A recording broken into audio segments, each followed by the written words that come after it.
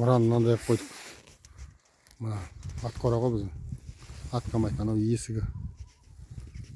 Мынау станок. Мынандай шаруақпен тартып тастадық. Үй жақта жаман шаруақтарды әкеп. Мал кірмейтін қалдық енді. Вообще. Ешкі де, сиыр да, қой да кірмейді. Ит те. Мына жерде бітіреміз. Бұл жақта шама. Бастырма қылып соғат шығамыз бұл жерде.